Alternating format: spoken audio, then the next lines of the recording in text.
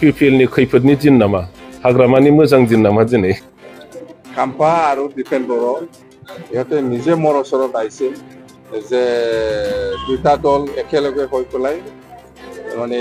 নিৰ্বাচনটো খেলিব পাৰিলে ভাল বা মিলিব পাৰিলে ভাল আৰু একগোট হ'ব লাগে বোলে এইবিলাক প্ৰপ'জাল লৈ পেলাই মোৰ ওচৰত আহিছে তেতিয়া মোৰ পুৰা ক্লিয়াৰ স্পষ্ট যে আমি দুটা পাৰ্টি একগোট হ'ব পাৰিলেতো আমাৰ কাৰণে বিৰাট ভাল হ'ব राजाफोरनिसिम दिनै बुंनांगौ बायदि मोनदों खारन हाग्रामा महिलारिया मैयाल' बुङाखै बेनि आगोलावबो खनब्रै खनबा बिभिन्न जायगायाव बिभिन्न खोथा बुंदों बियो आरो रायजो राजाफोरखौ थगायनानै दोनदों নাই পুৰা পজিটিভ লাইনত মই মেছেজটো দিছোঁ যে ইহঁতে আজিলৈকে কিন্তু পাৰা নাই প্ৰমোদ বড়ো আৰু মই দুজনে বহি পেলাই আলোচনা কৰিব লাগে এই পৰিৱেশটো खाम्फा आरो दिपेने आजिলৈকে আমি দিব পাৰা নাই आं खावलायगोन हाग्रामा महिलारि बिथांखौ जे एबसु प्रेसिडेन्ट दिपेन बर' आरो खाम्फा बरगयारि आंनाव फैदों बाखिखौ मानो बुङा मानो दोनखोमादों बे नोंथांखौ लोगो हमनायाव खालि खाम्फा बरगयारि आरो दिपेन बर' थाङाखै दासिमबो BPF नि भाइस प्रेसिडेन्ट जानानै दं आरो BPF नि सासे मोस्ट सेनियर माने नेता रबिराम नार्जारी MLA बिथाङाबो दंमोन मा खारननि थाखाय हाग्रामा महिलारिया रायजो राजानि नलेजनिफ्राय रबिराम नार्जारीबो दंमोन बेखौ मानो दोनखोमादों मा बुंनो नागिरदों दा रहस्यआ बाहायनो थानानै दं बिथाङा जे ज' जानायखौ नाम मात्रआवसो लुबैयो रायजो राजाफोरनिफ्राय दाय बारग'नो थाखायल' बुङो किन्तु सिङाव बे जे ज' जानायखौ लुबैया बियो प्रमान जागासिनो दङ आरो जाम्बा जाम्बि रायजो राजाफोरखौ थगायनानै दोननो हागौ हाग्रामाया बर' जाथिया इसेबां जाम्बा जाम्बि नंला बर' जाथियाव लेखा गोरोंफोरबो बुजिनो हानाय व्यक्तिफोरबो दंसै बिथांमोनखौ हाग्रामा महिलारिया दोनखोमानानै दोननो हानाय नङा बेखायनो आं बुंदों जे मोनसे समावहाय आन्दलन खालामनानै दाजानाय बे BTC थैजों अरजों दाजानाय बे BTC आरो BTRआव बर' जाथिया गावसा गावसि थानो नाङा राजनैतिक भाबै सामाजिक भाबै आरो हायोबा धर्मीय भाबैबो ज' जानांगौ होननानै जों बर' हारिया लुबैदों गोलाव सम राजनीति खालामबोनायनि उनावहाय गावसा गावसिखौसो जोङो बांसिन नुबोदों बेनिखायनो सम सम जोंनि जातीय संगठनफोर एखमबा बर' साहित्य सभाफोर एखमबा जोंनि आइजोफोरनि संगठनफोर एखमब्ला जोंनि फरायसाफोरनि संगठनफ्रा बुंबोयो जे राजनैतिक भाबै जोङो खौसे जानांगौ ओंखायनो गावसा गावसिखौ फोजोबनो थाखाय रायलायलायनांगौ आरो बेबायदियैनो दिपेन बर' बिथाङा बर' फरायसा आफादनि आफादगिरि जानानै बावैसो उनाव आगोल बियो ज' जानायनि खोथाखौ बुंदोंमोन आरो बे हिसाबै BPF नि सोद्रोमा जानानै रायज्लायनायखौ बाहागो लादोंमोन आंनि नेतृत्वआव रबिराम नार्जारी रिहन दैमारी आरो इमानुएल मुसाहारी आरो जोंहा आगोलनि प्रिन्सिपाल सेक्रेटारि BTC नि रबिनसन मुसाहारी बिथांमोनहा बुंबाय जे सार नोंनि लिडिंआवनो बे रायलायनायखौ आगोलनाय जाथोंसै रोखोमै रायलायनाय जादोंमोन नोंथांमोना हयथ' मिथिगौ रायजो राजा BTC बासिया बयबो मिथिगौ जे सानसेखालि सिलिगुरियावनो प्रथम रायलायदों बे रायलायनायनि अखानायैनो जाहा कास्टम बसुमतारी आरो प्रहलाद बसुमतारी मोनहा बे रायलायनाया जेबो नङा BJP नि अक्सिजेन जोबनायखाय दा BPF नि अक्सिजेन लानानै थांनानै थानो थाखायसो UPPLआ बे रायलायनायखौ खालामदों होननानै बुंजेनदों आरो बेखौ लानानै BPF नि गेजेराव गोबां दावराव दावसि जादों सेबलायनाय जादों नागिरलायनाय जादों जे खोथाया बोरै ओंखारखो थाङै थुङै बेबो ओंखारहैबाय प्रहलाद बसुमतारी कास्टम बसुमतारी मोनहा बुंनानै लाबाय जे हाग्रामा महिलारिया जोंखौ लेंहरनानै बुंनो थिनबाय थानायखाय जों बे खोथाखौ बुंनांदों रायजो राजाफ्रा कनफिउज जानानै थायो ओंखायनो हाग्रामा महिलारिया रायजो राजाफोरखौ दोनखोमानानै खोथा बुंनायखाय आं बे सिंनि BPF नि खोथाखौ आं दिनै प्रथमबारनि थाखाय बुंबाय जदिअबा आं बुंनायाव दा सेनियर जाहा BPF नि दैदेनगिरि बिथांमोनहा उसुबिदा मोनगोन आं बुंनायखौ बेफोर खौ बुंनो नाङामोन होननानै साननो हागौ नाथाय रायजो राजाफोरखौ बेसे गोबाव दोनखोमानानै दोननो ओंखायनो आं दिनै बे खोथाखौ बुंबाय बेनि उनावहाय सावरायनाया खेबथाम जाबायमोन गुवाहाटियाव रायलायदों आरो धालिगावआव रायलायदों आरो जेब्लानो रायलायदों ओरैहाय बिपिएफ साइडनिफ्राय खोथा बाथ्राफोरखौ दस्रा बुंबाय थादों बेखौ बयबो मिथिगौ नोंथांमोननि मबाइलाव बांसिन दं बियो आरो बेफोरखौ हगारना होब्ला आं बुंनायनि उनावहाय नोंथांमोना जुदि हगारना होयोब्ला रायजो राजाफ्रा साबसिन बुजिनो हासिगोन आं खावलायो नोंथांमोनखौ बे खामानिखौ नोंथांमोना माव जेन' रायजो राजाफ्रा आन्दोआव थानो नाङा प्रयजन दंसै दिनै गाइखेरखौ गाइखेर नुनांगोन दैखौ दै नुनांगोन गाइखेरजों दैजों लगायनानै नों जुदि दै होनना बुङो गाइखेर होनना बुङो बे थगायनाय जागोन बे मिसा जागोन ज' जानायनि बेलायाव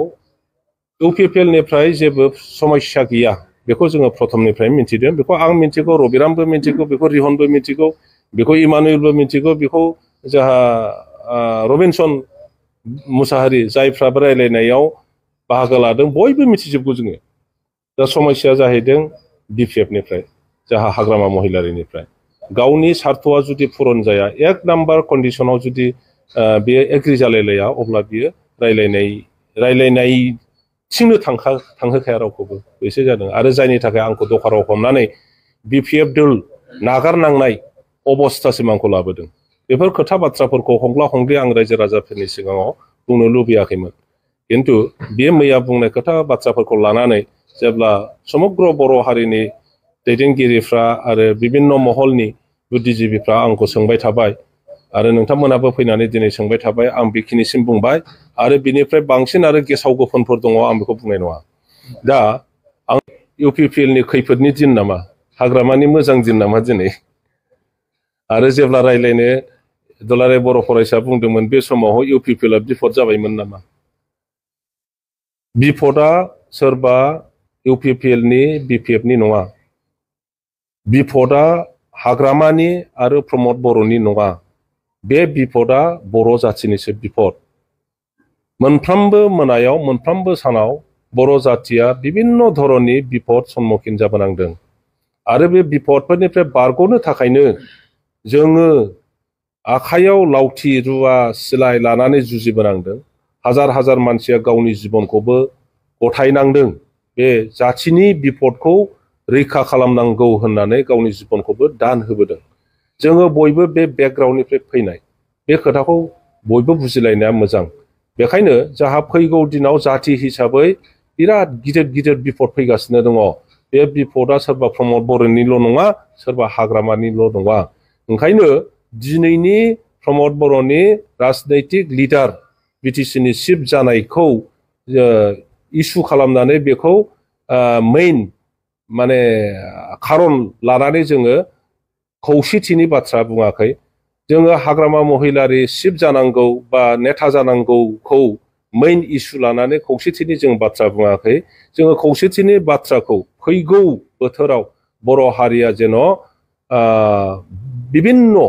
बिपदनिफ्राय मुक्त जायो जोंनि हारि दाफुंनायनि सिमाङा जेन' जाफुङो जोंनि ओनसोलाव दावराव दावसि आरो जाबावला बयबो जाथि गस्थिखौ ज' खालामनानै बर' दैदेनगिरिफोरनि नेतृत्वआवनो बिटिसिआ सालायजायो जोङो बे खोथाखौसो गुरुत्त होनानै बे मोननै दोलोआ खौसे जानांगौ होननानै खामानि मावदोंमोन दा बेखौ जाफुंसार होआब्ला बेखौ गावनि सार्थ'आव समस्यासो फैगोन होननानै साननानै हाग्रामा महिलारिया बेखौ जानो होआब्ला खोथायावल' मानसिफोरनि सायाव गावखौ मोजां इमप्रेसन होनो खोथा बुङोब्ला बेखौ बयबो रायजो राजाया दुखु मोननानैब्लाबो उफाय गैया बे खौसेथिया बिराद गोजाननि खोथासो जागोन ओंखायनो लुबैमारदोंब्ला हाग्रामा महिलारिया खौसेनि थाखाय गावनो आगोलनानै खामानि मावथों आरो बयबो दल संगठननि हेडफोरखौ लानानै बेफोरनि खोथाखौ बिथाङा सावरायफिनथों आरो जोङो इउपिपिएल दोल हिसाबै दासिमबो जेब्लाबो सानावबो हरावबो बेनि थाखाय रेडि दङ जोंखौ बुङो जे दिफेन बर'जों आरो खाम्फा बरगयारिजों प्रमद बर'खौ गावजों माबानांगौ सरजाबनांगौ रायलायनो होनांगौ येस जोंना खावलायनाया बेनोमोन जे जोङो जोंनि लेभेलाव रायलायबाय UPPL नि सेनियर नेताफोर BPF नि सेनियर नेताफोर एबसु नि सेनियर नेताफोरनि गेजेराव रायलायबाय दा आल्टिमेट बुजाबुजिखौ खालामगोन UPPL नि हेड प्रमद बर' आरो BPF नि हेड हाग्रामा महिलारि गतिके जों बे खोथाखौसो खावलायनो थांदोंमोन जे नोंथांमोनहा सानैजों जिरायदो दा बे जिरायनो होनायनि आगोलावनो बिथाङा आंनि सायावबा बुंखो बियो रायलायनायनि अखानायैनो आंखौ बुंबाय खाम्फा बरगयारियासो सिफ जानो नागिरदों खाम्फा बरगयारि आरो चन्दन ब्रह्म दालाय बुंबाय थायाखै जे जोंलायनो BPF पार्टिनि प्रेसिडेन्ट जानो नागिरदों आरो BTC नि सिफ जानोसो खाम्फा बरगयारिया UPPL जों रायलायदों दा बेखौ बियो मबाइलाव मानो बुङा माने सिङाव बेफोरखौ मोबिलाइज खालामबाय थादों आं लायनो रायजो राजाफोर BTC नि सिफ जानोसो आङो UPPL दोलोजों रायलायदोंनो अब्ला रिहन दैमारिया मानो रायलाया अब्ला रबिराम नार्जारिया मानो रायलाया अब्ला इमानुएल मुसाहारिया मानो रायलाया अब्ला जाहा एक्स प्रिन्सिपाल सेक्रेटारिया मुसाहारि रबिनसन मुसाहारिया मानो रायलाया बिथांमोनहाबो BTC नि सिफ जानोसो UPPL जों रायलायदोंमोन नामा प्रथम रायलायनायावथ' आं गैबावामोन प्रथम रायलायनायावथ' रिहन दामोन जाहा रबिराम नार्जारिमोन बिसोर ज' बे साब्रै भाइस प्रेसिडेन्टआ रायलायहैदों अब्ला बिसोरो हाग्रामा महिलारिखौ बोखारनानै BTC नि सिफ जानोसो रायलायहैदोंमोन नामा रबिराम नार्जारिया रिहन दैमारिया बे खोथाखौ बिथाङा क्लियार खालामदों आंखौसो माने रायजो राजानि सिगाङाव दा UPPL आव फैनायनि दाय हमनो थाखाय बे खोथाखौ बुंदों आङो बे खारनावनो UPPL आव फैदों जे बिथाङा रायलायनायखौबो सुखुवा गावखौनो राजा बायदि दैखांजानो लुबैदों आरो ज' जानायनि कन्डिशनानो हाग्रामाया गावखौ सिफ जानांगौ होननानै 1 नाम्बाराव रिजलिउसन लाजानो लुबैदों जोङो बुंदोंमोन मोनसे समाव रायलायनायाव जे एबसु प्रेसिडेन्टआ जिहेतु मेडिएटर जाबाय मेडिएटरब्ला अफिसियेलि प्रमद बर'खौबो नोङो लोगो हमनांगौ आरो हाग्रामा महिलारिखौबो लोगो हमनानै बोरै लांनो नागिरदों बेखौ मोजाङै सावरायलायनांगौ जोङो बेखौनो बुंदोंमोन जे BPF आ कंग्रेसजोंबो AGP जोंबो एलायन्स खालामबोदों माने एलायन्स खालामनायाव प्रब्लेम गैया आरो UPPL आबो दा BJP जों एलायन्स खालामदों माने एलायन्स खालामनायाव प्रब्लेम गैया ओंखायनो BPF आरो BPF आ माब्लाबाबो UPPL जानाय नङा UPPL आबो माब्लाबाबो BPF जानाय नङा ओंखायनो जों मोननैजों ज' जानानै एलायन्सआव जुदि भट गेलेयो अब्ला बेवहाय खुनु दस्रा पार्टिया गसंथानो हाया बेखौनो जों खालामनांगौ बेमोन दा बेवहायनो माखासे खोथा बाथ्रा ओंखारलायदों मैया जि सोंनाय सिबा सोर जागोन होननानै बिनि एन्सारखौ नोंथांमोनहा मा नुदों BTC ब्ला आं जागोन आरो माने BTR ब्ला प्रमद जागोन बाहाय माबा मिनिं दं नामा मा फोरमायनाय जादों माने ओंखायनो BTC आनो जागोन गावनो जानांगौ बे खोथासिम लांनो नागिरदों बिनि बुंनाया जाहैबाय मोननै मोनथाम मिनिं थानाय माने एम्बिगिउआस क्लियारिटि गैया जायफोरखौ लानानै जोंनि रायजो राजाफ्रा बुजिनोबो माबा गैया ओरैसो सानफ्लांनो हागौ है माथो हाग्रामा महिलारियाथ' क्लियारलि बुंथारदों गावथ' ज' जानायखौनो लुबैयोनो ज' जानायनि हमथाग्राया हाग्रामा महिलारियानो ज' जानायनि समस्याया बेखौ हमथानायनि जाहोयैनि खारना आरो समस्याया हाग्रामा महिलारियानो रायजो राजाफ्रा बेखौ गोसोआव ला बिनि थाखायनो बे ज' जानाया जायाखै आरो आङो खावलायो मैया जुदि बुंमारदोंब्ला हाग्रामा महिलारिया नोंथाङा क्लियार खालामनानै हो जे एबसु प्रेसिडेन्ट दिपेन बर'जों खाम्फा बरगयारिजोंल' थाङामोन ना बेवहाय सोर सोर दंफायोमोन मानो बुंथ्राथालाय मा खोथा दोनखोमानो नागिरदों